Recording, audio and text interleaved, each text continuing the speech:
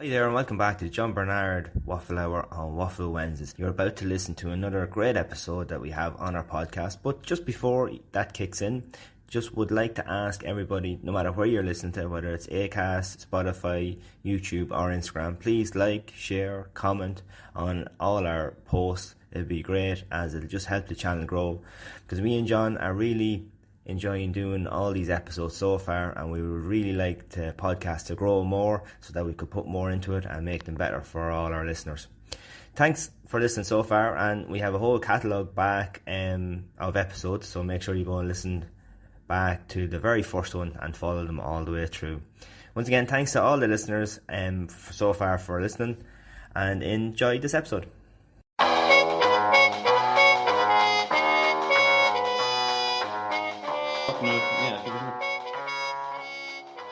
Now, sorry, what were we going to say? Go on. Nothing. We can just chat away now because we're waffling. Oh yeah, waffling. Yeah. I suppose I seem to always do the intro. Would you like to do the intro? I wouldn't. I don't know what the intro will be. Okay, so let's Can you do read it. This is cool. Okay, so when do you want me to go?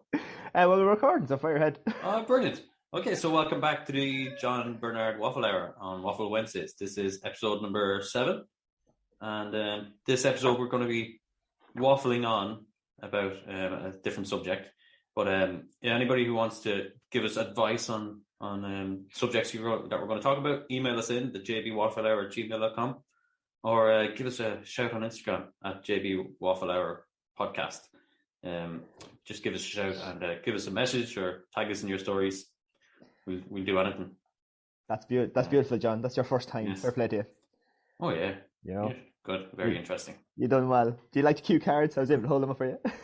You were holding cue cards up to a webcam. It was very, very interesting.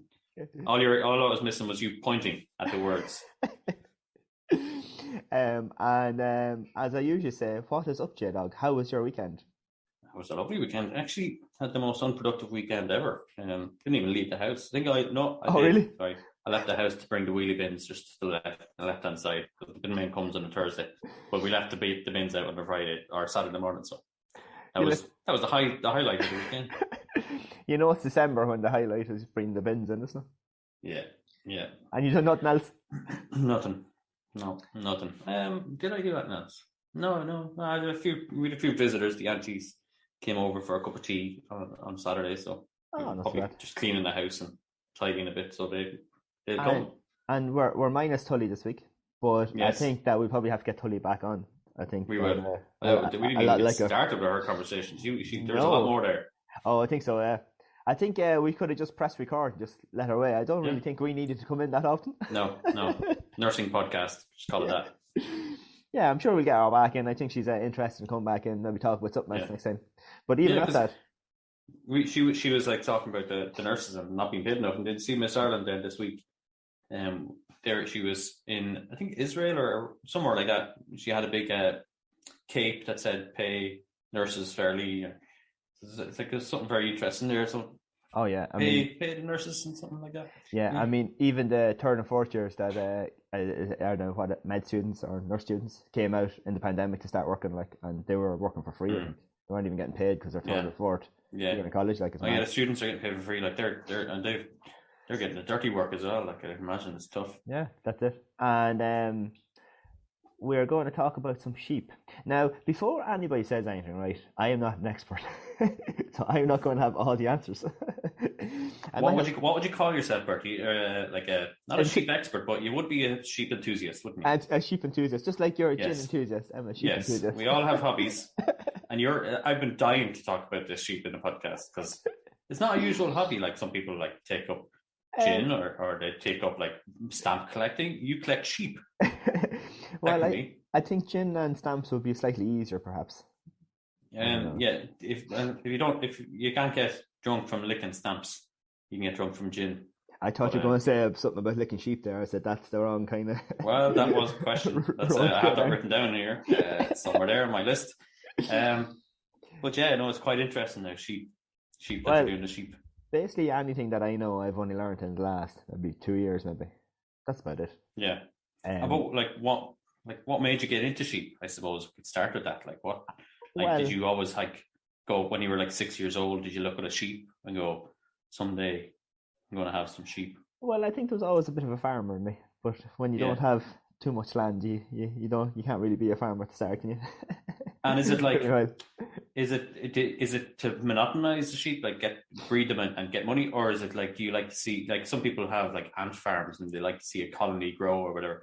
Do you like to see sheep be raised from Well, what I done kids all was the way up? I went, I suppose, I don't know, do you want to go one of those really complicated storylines where I Yes. briefly go into the present and then briefly back to the past and then cut somewhere in the middle and have a load of Oh, yeah. tangents going off one Perfect. and the other. I want to hear everything. Who's that director that always does that? What is it? M. Night Shyamalan or something? He has always complicated storylines, doesn't he? Yes, yeah. So that's what we want in this podcast, though. Yeah, so hopefully everybody can follow it anyway. So just had someone walk in. I hope that didn't come across in the mic because the door's open. Well, it's just a busy environment we have. I know, yeah. Because we're not in the studio now. We never said that we're back on Zoom. Did we say that at the start? We're not. No, back we never together actually said it. We're on Zoom. We got COVID safe. Well, yeah, that was one of the reasons, but it takes less time then because you don't have to come over. And sure, the price of diesel these days, I'm saving a Price fortune. of diesel, that's it. But also, you seem to think it was better over Zoom with the mics. Yeah, the mics. We got the sound a bit better over the Zoom. Yeah, we need a bit more professional setup, maybe just to mix the sounds when it's coming together in the same room. So let me see. How far will I go back? Well, I suppose I said I was always kind of interested in being a farmer, I suppose. Well, some kind of farming. I always liked animals and that. I remember going down to Uncle Ned years and years and years ago. I was in primary school and helping them one spring when the lambs were coming. And Dad had cattle when I was younger as well. But cattle's a little bit more complicated because you have to get like TB tested and all that crack. And they eat more, so you can't have as many. And then you also have to have a bull, which a bull is they're a bit of a mad bastard. The ram is a little bit quieter, I think. Yeah, you have to leg it across the field. Well, there's some grumpy rams out there. I met a few of them as well. Yeah, I have a story about a ram. I'll tell you that when we start talking about the ram. And now I don't know if anybody is going to be a farmer that listens, I don't know, or has sheep, but I'm probably going to be widely corrected, but hopefully not criticised. I don't mind being corrected, just don't criticise me. That's why you're a sheep enthusiast, not a sheep expert, so it's fine. They'll forgive you. Exactly. So I suppose it must be 3 years ago I said to Dad about doing it, and because you know, when you get a little bit older you have that little bit extra money, maybe saving a little bit. And I said I wouldn't mind. That's called not having a family. Yes. I've 9 kids, John. You've only 2. Yes. At least you can keep your kids outside. It's fine. I have to keep mine heated and fed. Well, that's true. And I said, "What do you think to Dad about getting a few sheep or whatever?" So I think I spent almost 2 years researching to see what it'll do and what way to do it. Probably a little bit too long. But you see, the thing I got bogged down was the form to fill in for getting your flock number. And you read down the list and all the things that you have to have right in order to get it. And then I was talking to Jim and he says, "Oh, just send it in and they'll send it back, whatever's wrong or whatever needs to be done."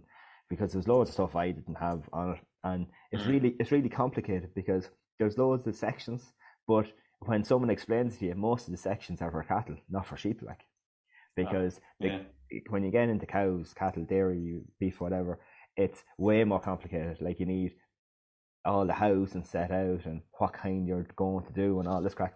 So I just sounds fucking awkward. Yeah, it is. Yeah, and you see, if you're only going into it in a small way, that's way too complicated, I think. Yeah, but probably make it harder for lads like you. Like they just want big multi. Yeah, well, that's probably it. But I don't think you might make a few quid maybe on the sheep as once it's a hobby or whatever. But I don't think you'd make that much at a hobby if it was cows, though. To be fair.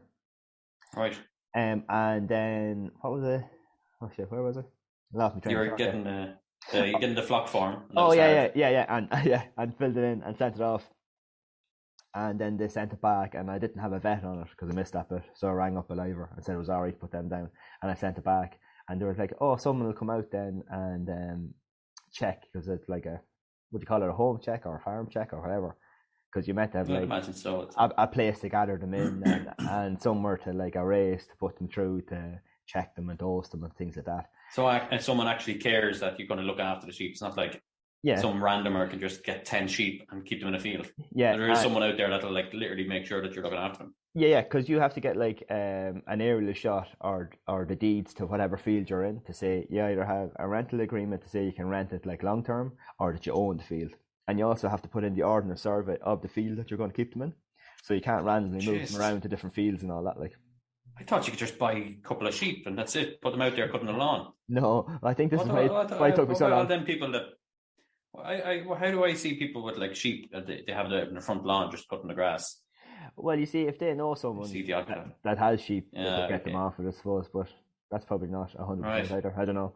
But anyway, and I sent that off, and then your man came around. Francis Cotter came over to check to see the field was actually the field, and you had a place. So what we done was we made a little pen in between two gates because we already had the gate into the field. So we stepped the gate back to make a pen, and then we had like lengths of timber, and we made a little race. Now it's rough and handmade. A race? What's that now? That's where you run them down. So usually, like big an actual race. No, when it's cattle, it's called a crush, I think. But then for sheep, it's called a race. For sheep, it's called a race because they're racing. So it's like a little alleyway that all go down, and you can dose them and stuff like that. And big farmers have like mobile ones that they like fold out with the gates and all that to gather the sheep in and run them through. It's like that's a trailer kind of thing, yeah. You can see one of them. And then some actual farmers then just have one there the whole time with the sheds or whatever. So we made a little one of them out of timber and all that, and your man came and looked and said that was grand. And I think a few weeks later, then I got the information out that I had the flock number and all. And then I was already kind of researching breeds and stuff and what I wanted to do. And, so what breed did you go for? I went for Easy Care sheep. Easy Care? Yeah. Now, unfortunately, they haven't got a great name, as in they're just called, that's the breed is Easy Care. And they're a new-ish breed. Even though they came in the 70s, they're still required or looked at as like a new breed of sheep because all like Texels. It's like new technology. It's like easy make, easy grow. Texels, Cheviets, Blue Leicesters, they're all like around for years and all that. And then there was does each breed like have a different characteristic? Like this breed is for meat, and this breed is for wool, and this breed is for. Well, they reckon like the goat cheese. What breed is good for that? I don't know. The place down sheep's cheese. Yeah, down in Wicklow that milks sheep. I don't know what breed they have for that. But if you look them up, they're all the characteristics. So like Texels are meant to be like big, strong, like meaty lambs, which is meant to be good for meat. But because they're so big, I think sometimes they're hard to lamb. I think. So I wanted something that was hardy enough to be outside, so I didn't have to build a big fancy shed, and that would lamb outside. So Easy Care is like a mix. So this fella in Wales, something Owens is his name, I think, and he mixed like loads of different breeds in order to make this breed. So it's like, is it a Welsh mountain sheep and I can't remember the other make that's crossed with, and did he like put these two sheep like into a room and like just said, and he just sat there watching, hoping, or did he like get like a science kit and it was something from that guy? And it was like Lady and the Tramp when they're eating the spaghetti, and then a bit of music. And whatever way he was crossbreeding. What kind of music would you play as sheep? I was going to say the Baha Men, but I don't know if that is that was funny in my head. that's just crashed and burned. Crashed and burned. I don't even know why that name or that band even came into my head. I can't even remember. What is a sheep? What is a sheep? What band could you relate to sheep though? Okay, send a message on Instagram. Find out. What band could you relate to sheep? But anyway, a good sheep song. But anyway, eventually he got them that they shed their own wool, so you don't have to shear them. So they're the only breed that you don't have to shear. No way. So they shed it themselves whenever, like in spring or whatever. Just all over the field. All over the field, unfortunately. But it biodegrades back into the soil, and there's good nutrients in it then as well. Which is great. That's a good sheep. That's a circle of life. That is a good economic sheep. Yeah, because it's really dear to shear them. And then you see, I only got 9. So then you're thinking, God, how much is it going to be to get someone to come and do 9? Because obviously they're big. They want because they have a big setup. They have they have to plug in their razor thing and do the stand and set up their way to come in and all that crack. And sure, there's a profit in some way though. Could you not sell it or sell the wool or something? No, because it's actually I think it costs more to get them sheared than what the wool is worth. So like Right. wool, because nobody uses wool anymore, you see. So it's not worth it. I think like something like only like cents is like 12 cents Crazy. or 20 cents a kilo or something for wool, like, because nobody But you wants it don't anymore. Yeah, someone's going to have to come up with some invention to make use of wool again. Yeah, so what the shearers do is they say, "Oh, we'll knock money off it if we're allowed to bring the wool," and then obviously they have something to do with it or whatever. Yeah, So like to make dog beds or something. Like, it's a great product. yeah, I seen a lad on a show, Matt Baker, My Farm in the Dales. These are the shows I watch, and he goes back to his family farm to help like change it and modernize and stuff. And they sheared the sheep, and they brought this place that turns it into like, what's a yoke of wool? A ball of wool, is it? Well, yeah, I don't know actually. There's some name on it, isn't there? I don't know. A flock of wool. So he got Called all his wool made into these like balls of wool to be able to sell to people that like knit it and all. And you want to see the big contraption that it goes in and it draws it out and everything like that. And so it actually makes knitting thread, like, yeah. Yeah, knitting wool. All of wool, so. Yeah, and very good. He was planning on selling that. But then you also need to know where these places are. And like this was like passed down to your man for generations on how to do this and these machines. Yeah. So I don't know whether it's like the only place that it is or not that does that. So, but so that's why I went for them, because as I said, it's only a hobby, so it's not like big into meat or production or whatever and how. But these are meant to be really good mothers. They lamb outside and they're very hardy then as well, and you don't have to doctor tails. Right.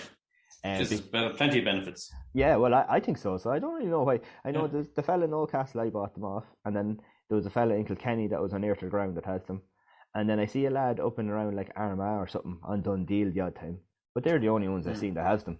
Now, so is it technically like a sciencely, genetically changed sheep, as in? Like, it's mad the way that you can genetically alter a sheep. Yeah, I think he had to cross them about 3 times before. So all the Easy Care sheep originated from your man in Wales. They're like the official bloodline is this bloodline in Wales or whatever, and they all came from there, like. Triple distilled. Yeah, and any time you cross them, then they're liable to lose their wool shedding ability. So it's not great to cross them, yeah. But and you see the reason that you dock the tails. So that's why you put a little elastic band on their tail when they're a lamb, and then their tail falls off. Yeah. So that's why sheep have short tails. But the only reason you do that is because of fly strike. So if you have a big long tail, then it gets mucky and all the wool gets muck, and then the maggots go in the wool, and that's what fly strike like. But with the Easy Care, because they shed their wool and they're not like real thick fleece on them, they don't get a lot of fly strike, so they're not liable to that.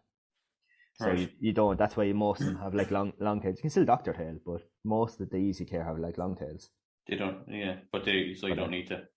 No, you don't. The 9 of them now are grand. They're getting on well out there. But And are they friendly? Like, can you go out there and pet them? No. Or are they scared of you? Well, look, they're a little bit easier now to get into the pen. But I think the reason is where I went to, your man pretty much rarely like handles them, because they're so like very little goes wrong with them that you don't really need to bring them in, and they don't like being in the shed, so they're always outside. So I'd be the worst sheep carer ever. I'd be out there petting them all the time. You're sheep.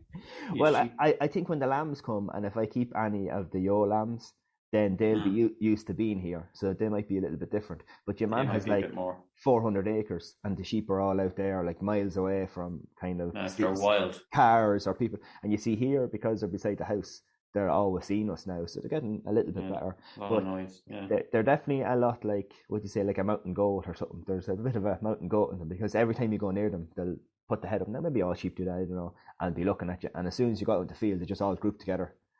But I don't know if all sheep do that or not, whether that's kind of a fight or flight thing. I want to see them.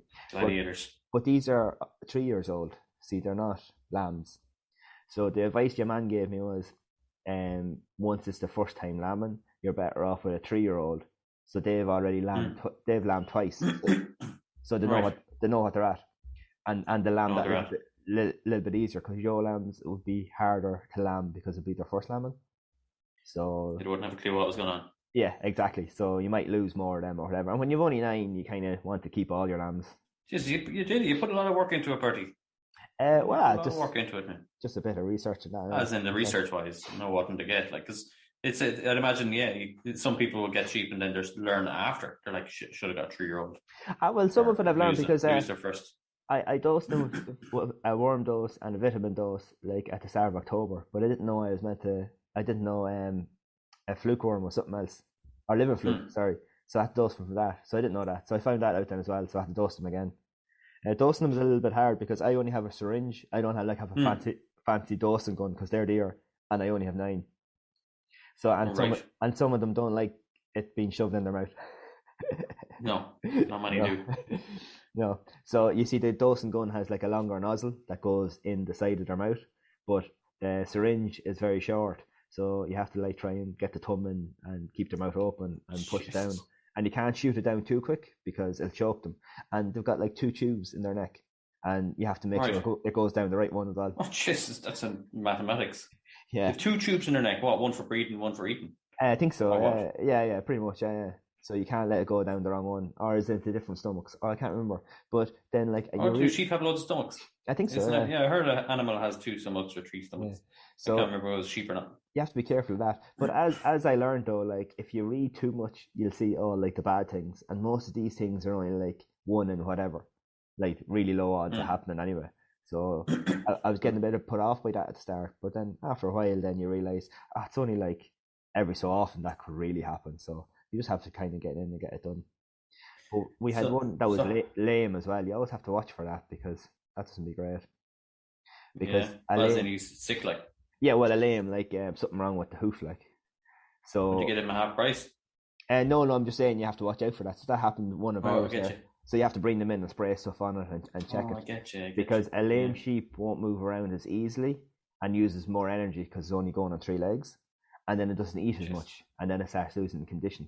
And then if you have a really bad lame sheep, it can't go in lamb because it's not going to be able to feed itself. But they eat less when they're in lamb anyway because their stomach gets smaller.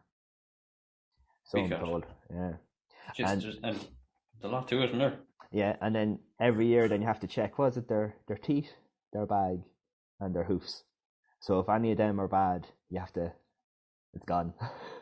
That's it. Sheep's gone. Yeah. Off to Mr. Kiley on Market Street. Yeah, yeah. Because if they start losing their teeth, then they can't eat enough grass to be able to feed themselves.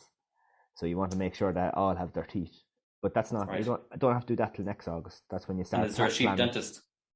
No, I don't think so. I think when they're gone, they're gone. So you have to go out and brush your teeth. Yeah, they say it in a nice way though. You cull them. That's the nicest way to say it. Oh yeah, of course it is. But it's the nicest way of that. Yeah. Yeah, we got out. Oh yeah, go on. Sorry. No, it's just so like how many sheep do you have? How many did you get? And sheep is what, a woman, girl sheep. Yeah. A yo. Although I think I say it right for where I'm from, but people say it. There's a lot of different ways to say it. So I say yo, but then some people say yow. Yow. Yeah. Yow. Yeah. I've never heard yow. And a you. I've heard. I've heard you. Yeah, I would have said you. Or I say yo. And then you say yo. But I don't know if that's just me. So I would have always called them a you. Yeah. Y-E-W. How do you spell it? E-W-E. It's not an E-W anyway. Yeah, definitely not. But we would have always said you. But sure. Tomatoes. And then, so how many did you get? I ended up getting 9 because I was meant to get 10. But when your man Desi brought them in, he said that one of them didn't look right. So he took them out because he said he wouldn't sell us a dodgy one. So I ended up quality control. Yeah, I ended up getting 9, but currently I have like 10 because I have the ram as well. So yes, tell us about the ram. That's the best part. So you got this ram. Yeah, so this stud muffin. Yeah, so we went back up to the same place to get the ram, and he had 2. So he had this fella, and he says he reckons he's around 6. He wasn't sure, and then one that is not a ram lamb now, but this would be his 2nd year going out doing the business. So he had the 2 of them in the shed, and he said you can pick whichever one you want. The older one is €200, and the younger one is €400. Or which was the best looking one? Like the one looked like Johnny Bravo or something like that because he had to Yeah, well, go in there and make an impact. the younger one was like a bit, I don't know, butcher looking. And as soon as you went to the shed, he started stamping the ground. He's mad for That's it. the one you want. That's the one you want. And then the other fellow, a little bit more quiet, but he had a little goatee beard. And they said that's experience. And that's a good sign. It means it's a good ram that when they have a little goatee beard. That's what wisdom comes with the beard. Exactly. And your man said that he would have got rid of him this year, but he makes really good lambs. And he says he might have another year or two left in him because he said he wouldn't be good enough to do like 20, 30, 40 ewes. But because I only have 9, he said he could take his time because I'm not in a rush. Like, I don't have to condense my lambing seasons because big farmers would do that, try and get all the lambs in a certain week or whatever. But because I have only 9, I don't mind spreading them out or whatever. So he should be. He took his time. It took him 2 weeks to do the 9 of them. Like, so anyway, I can just imagine this sheep now dressed as your man Mustard from Father Ted, the milkman. Now to do Mr. U, Miss Sheep. Probably should have called him Pat Mustard maybe, but you should have. So we ended up getting the older one because if we want to keep any of the old lambs, we'd have to get another ram because they're related, like, so they can't. Yeah, they can't cross. Yeah, I get you. So he said that if you're doing that, you'd have to go buy a new ram next year. So you're basically spending €400 just to get a ram for one season, which isn't. I see. It makes sense. I see. So I end up taking the older fella. But can you is there a way that farmers team up and they just borrow a lamb or borrow a ram? Yeah, you can. Yeah, farmers do that, but that only matters if you don't mind the breeding across. So like you could get a Texas ram and put them out with mules, which is like I think they're crosses between. I can't remember what they're cross with. So is the ram that you had then an easy? It's an easy care one, yeah. Because if I go to keep any of the old lambs, I want to make sure they still shed their wool, like so. And do you have like regulations that if you didn't, like, let's say you had an easy care sheep and you mix it with a different ram, does that mean you lose a license or you lose that? No. benefit? So I like they don't really have a society where like textiles and Cheviets and fancy breeds like that. They all like have a society, and there's like really good bloodlines and like purebred, and they're obviously more expensive than like cross textile sheep or whatever. But with easy care, it's not a very fancy breed at the moment, so there's no real society or anything like that. The only reason you'd get the easy care ram is to make sure if you kept any of the lambs that they'd shed their wool, like.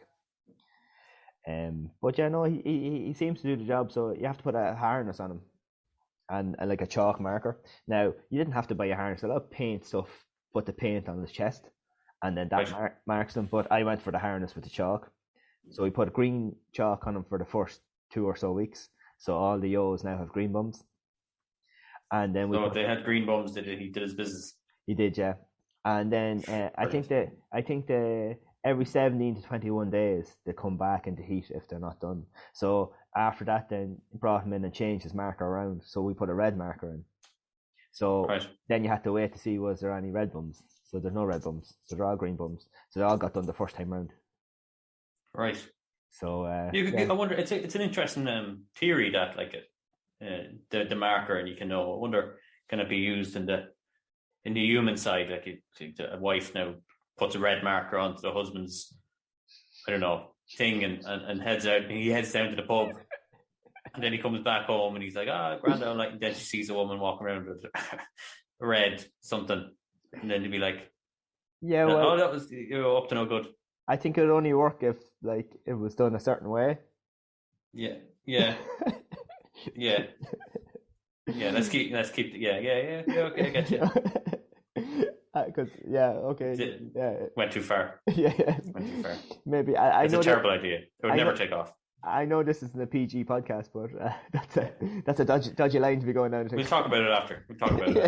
See if there any kind of legitimate business idea there. We'll see. Human harnesses. Although the harness must have got caught in something, because when I went to take it off him, it's in bits. Like the strap is all, what would you say, frayed or whatever. Like it's coming apart. So it only got used once. But in fairness, there's no like fox running around with a red arse or anything like that now. I don't know. There's no sheep in the next field with red arses anyway, so that's always good. He didn't get out anyway. And what story with wild animals anyway? How do you protect the sheep? Is it all closed off so foxes can't get in and stuff? Or dogs, wild dogs? No, we only have we have it all fenced, of course. Now we have electric fence as well, but that probably wouldn't stop a dog. But then we've sheep wire behind that then as well. So in only in places, but Nothing's come in yet, anyway. That's quiet enough around here, though. Nothing major. So hopefully they'll all be right. The thing you have to watch out for is the crows when the lambs come, because the crows eat the eyes out of lambs. Oh, for fuck's sake, that's terrible. Yeah, no, yeah. So really, do they? Yeah. Scumbags. I think that's why a lot of sheep farmers then the lamb inside. So they give the sheep the lamb 24 or 36 hours to get up and moving around and stuff. So that it might be able might be able to run away from crows or whatever Heck, just didn't know that. Yeah. But no, the ram done a good job. So I put the ram out on the 6th or the 7th of November. So the lamb should come from the 1st of April onwards.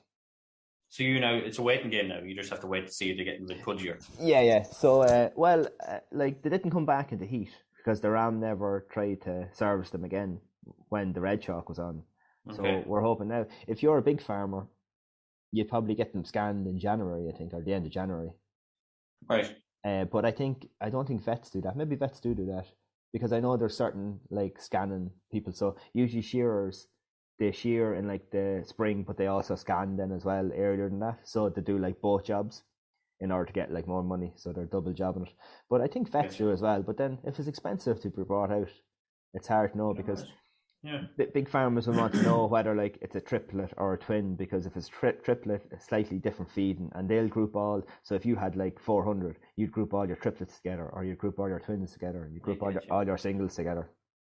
And so sheep would have more than one. It'd be a cat. Would it be they have 4 or 5 or 3? Three is probably the most. 3 is the most, but you don't want them to have 3 because they've only 2 nipples. 2 nipples. Yeah. And how many nipples does 2 have? So ideally, you only want them to have 2 lambs, so that the 2 lambs can feed. So when there's a third lamb, that puts too much stress. The mother, I thought I thought kids were born with 2 nipples. And No. What difference does that make? No. So the yos, racist, sexist nipples. Yeah, the yos only have 2, so they're really only able to feed 2 lambs. But ideally, you want probably one big single, because the one big single will get to 40 kilo weight quicker as well, and you'll be able to sell that, because they reckon to sell them around 40 to 45 kilos, where twins are obviously smaller and it takes longer to get them to the 45 kilos. And usually if you have triplets, you adopt one out to either one that lost a lamb or one that has only a single lamb. Right. You're looking forward to that kind of next step in the adventure? Yeah, we'll see, because I see that if you want to, because if a sheep loses a lamb, every, I suppose, mother of any animal and humans, I suppose, that they get upset and they get depressed. So what you have to do is you have to make another lamb smell like their lamb, and then they don't know what's the difference. Right. What do you do? How do you do? Just rub it in it? Yeah, well, I seen it on YouTube that you get a bucket, and you put all the dead lamb in, and all I won't say juices, but fluid or whatever, and you get another lamb that's roughly the same age, and throw it in and mix it around and put salt. Put a bit of salt in, because that'll make the yo lick the lamb, and then hopefully then the lamb or the sheep doesn't realize that it's not her lamb. So you're fooling her. Let's hope we never have to get down that route. But it's an interesting multiplication method, isn't it? You have 9 sheep, and then if they all have 2, then all of a sudden you have 9 plus 18, 27 sheep overnight. Yeah, so that's why I didn't get 10. Actually 10 might have been too much. I think 9. I could have probably 13 or 14 sheep, but I couldn't have that many if I'm going to land them, because I still have the same amount of field. So that's why I said we'll aim for April, because in April the grass will already hopefully have started growing. It's a little bit warmer, and it's longer, brighter days as well, so it should be a little bit easier. Because some people could lamb in January because they want to sell the lambs for Easter, because lamb is big for Easter, Of course, spring lamb, sure, you want them big grown up for spring. So I've no real that doesn't really bother me. As I said, it's only a hobby, so whenever. But when you have 27, what's your goal you going to sell them off to the butchers, or are you selling them for milk or what? So come August, so they'll be born April, May, June, July, August. So they'll be 4.5, almost 5 months towards the end of August. So they should be about 40 to 45 kilos, hopefully. And that's when you're thinking about selling them. So you can bring them to the mart to sell them. But I'm not sure what Easy Care would sell in a mart. I'm not sure because I was looking at Carn Ross Mart and they rarely ever come into the mart. So I think you could sell them then to the factory and they give you such a price per kilo. Like you could go to the mart and I think you can put a reserve on that you won't sell them for less than that, and you could get way more if they start bidding for them. But then you could get less than if they go to the market. So you always have to see what kind of price both are going, I suppose, and check on that. But that in August is when you decide what sheep to keep. So say all my 9 are good to go again. They've all got their teeth, all their hooves are in good nick, and they're in good condition. I'd like to keep maybe 3. Because I just have something about having sheep with my number on them. So if I sell all my yo lambs, all the numbers on the 9 isn't my number, if you get me. So they're not I get you. They're not on my flock, because you can't put like your flock number on sheep that you bought, because you have to be able to trace them back to their original farm.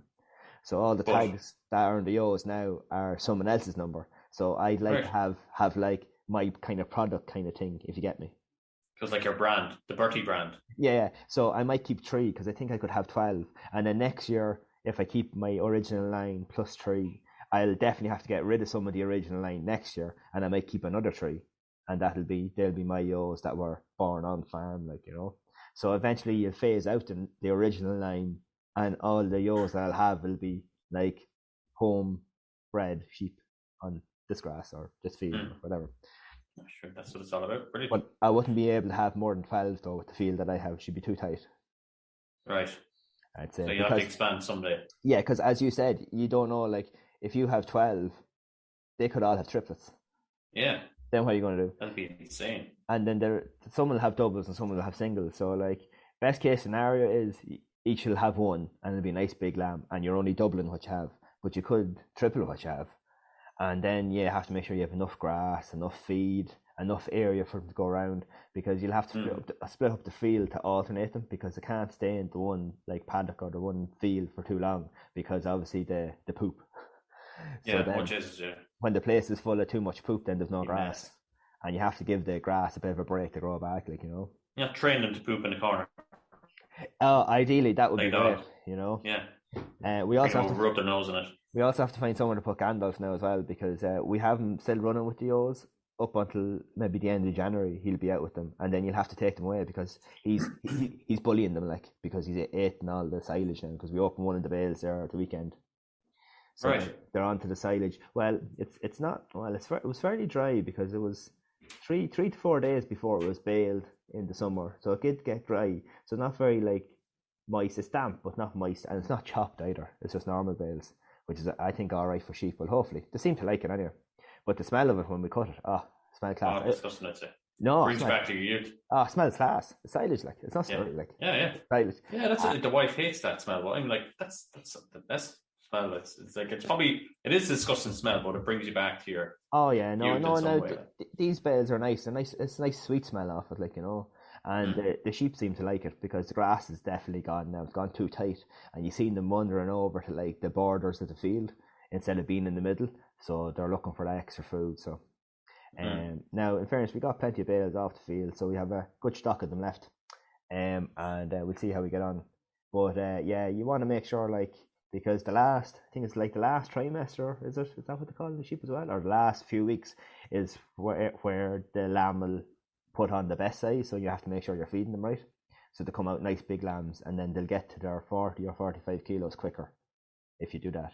Yeah. So there's a lot of work, so sometimes I'm happy that I only have 9.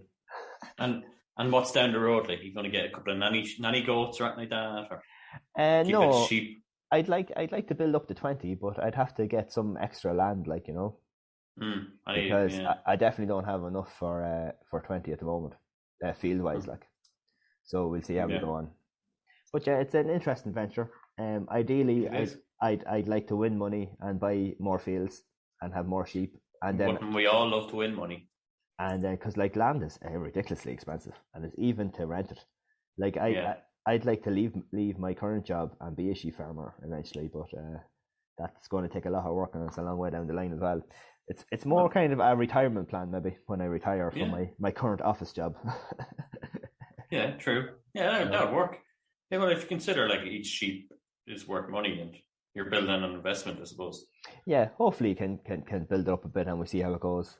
But yeah, 9 is nice to start with, and you're kind of learning. So anything you do, it's not like a catastrophe if something goes wrong.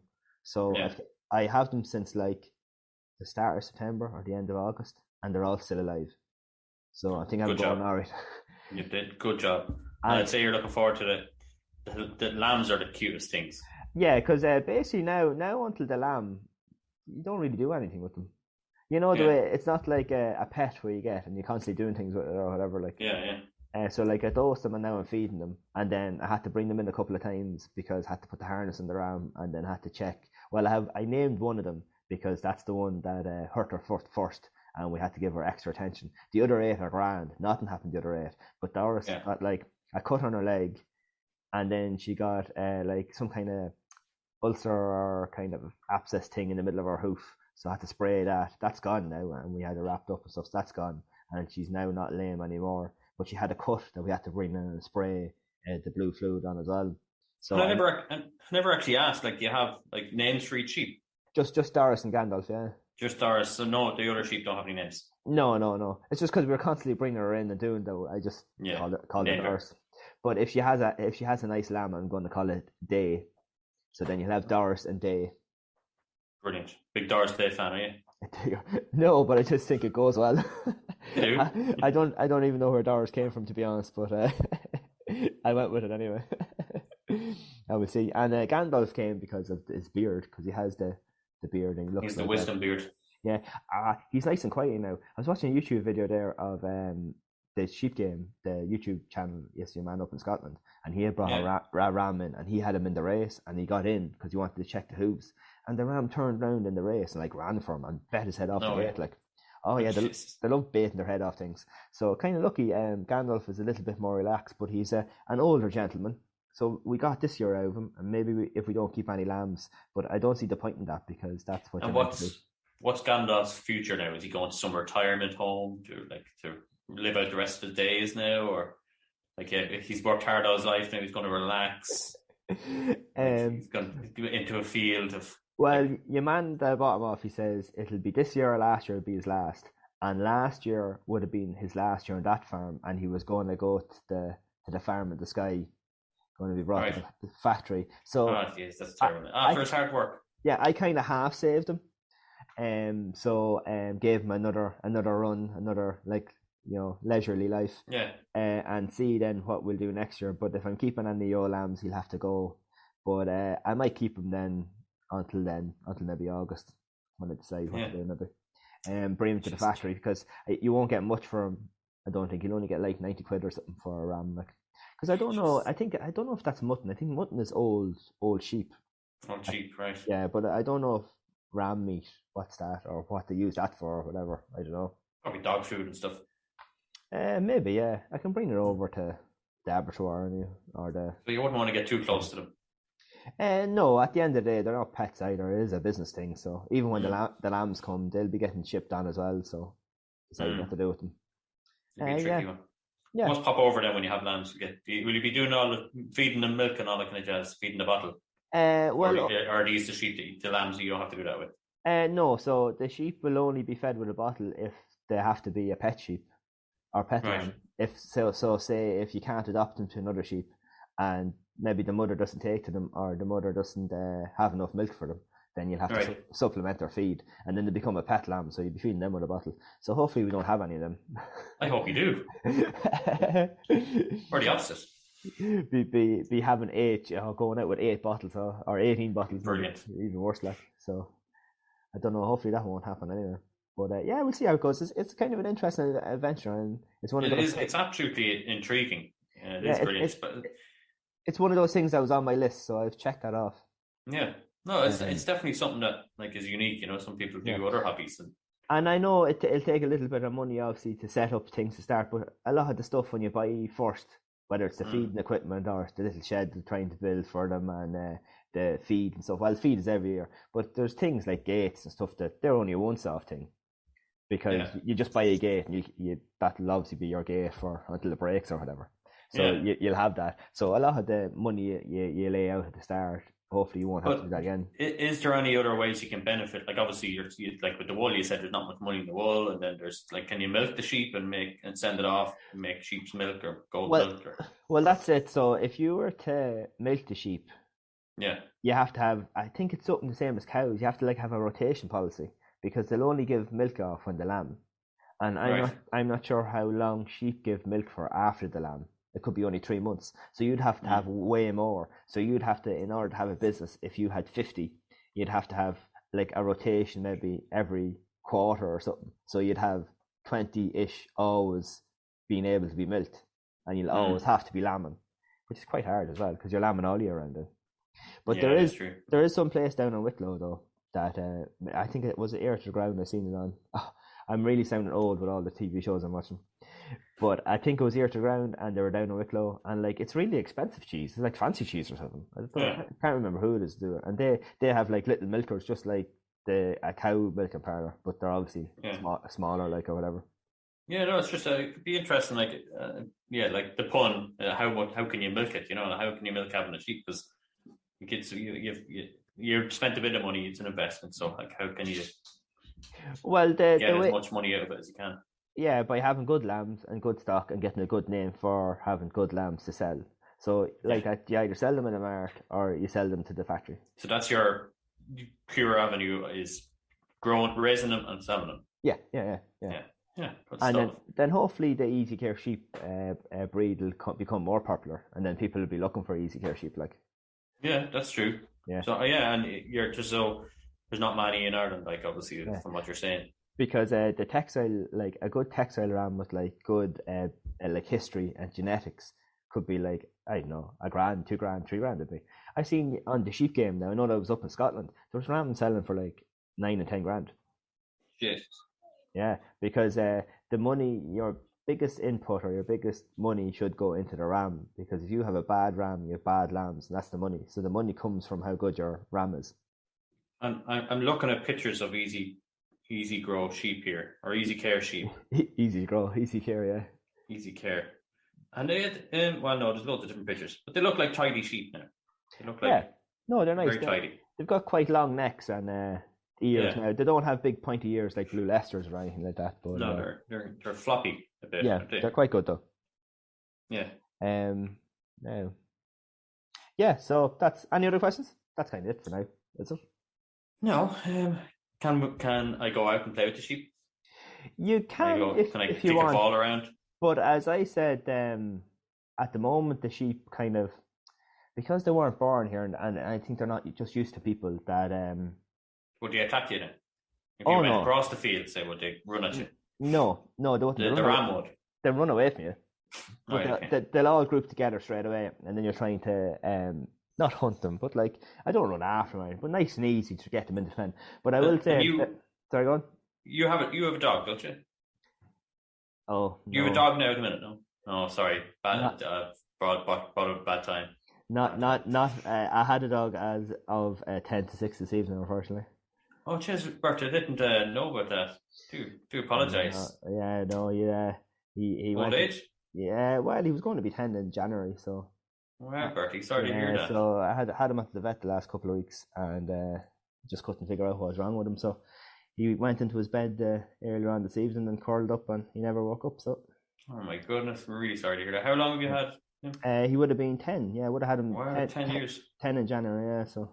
Part of the family, like you. It's very sad. Very sad. Yeah, but he's gone to where the other one's gone now. Whether that's the big field in the sky or the farm or whatever. So. Yeah, he is. He's loads of dog toys everywhere, wherever he is. That's it. On to something a little bit lighter. Hopefully we don't get done for copyright. But do you want to play the waffle game off? Yes, let's go. Do it. The Ian Dempsey breakfast show. Now I was going to invest in a bell, but I have no bell, so I'm going to make the bell sound myself. Okay. So have you listened to the waffle game? No, I haven't. Tell me about it. Oh, okay. So at 20 to 8 in the morning, because that's when I'm going to work. So when I'm on the way to work, it's always on the Ian Dempsey breakfast show. So I don't know if you get done for copyright. Can you copyright a game on a TV show? You probably have to. Look, if we do get done, then we might get a bit more popular because of copyright. So we'll win anyways. Okay, so right. So we'll go really simple tonight, right? So the object of it is you have 30 seconds to name the 5 things that I have on my list about a certain subject. All right. Okay. Okay. So I'm currently now putting down five different things. Let me see that, and we'll go. Okay. So I don't know whether this is too broad of a thing or not. So we'll. Oh, how? So I have to guess what's written down. Yeah, you have 30 seconds to guess the 5 things I have down about a certain subject. Okay. So the subject will have to be fairly limited or easy to guess. I have 6 seconds to guess each one, technically. Yeah, pretty much. Maybe I've made this too hard. I don't know. Maybe I've gone too broad. Let's give it a go. Okay. Hang on. I need a stopwatch. Okay, so you have 60 or 30 seconds. Sorry, Jason, you said 60 seconds. We'll go fancy and we'll go a countdown timer rather than a stopwatch. Sounds good. Would that make it more? Yeah. Does it do tense music in the last 10 seconds? I would like to get tense music, but I'm ill prepared for that this evening. Let's do it next time. So we'll see how this goes. Okay.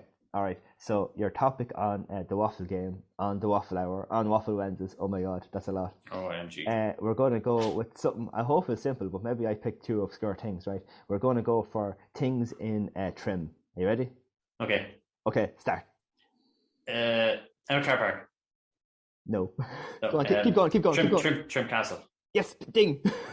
Ding. Okay. Trim Castle. Leanahans. Brogan's Bar. Soup Value. Jesus. Is it tourist base? Yeah, just things that happen in trim or associated with trim. Happened in trim. Braveheart. Oh yeah, ding. Jimmy Bennett. Fatal Aviation. There's Fatal Aviation. There's that was 30 seconds. Wow, that is tight. That is tight. Yeah. Okay. You got 2. I think there has to be a drill down, like trim tourism or trim bars or something. Maybe. Oh, do you think I went too wide? It's very wide. It's very wide. Yeah. You have your phone on you there? I do. Okay, there's the 5 there because I put them down at the thing. Okay. Now, so you can. Oh, very good. Yes. Yeah. There's at least 80 things, so you'd have to get the 5 right.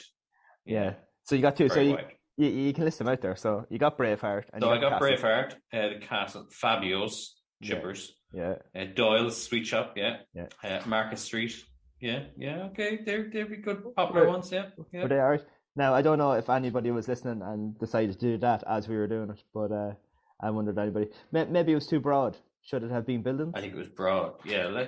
So and then do I do one back to you then, or what's next? Oh yeah, we can do. I was going to say next week, but we can do it now, and then we can go whether you won this week, and then whether I won this week.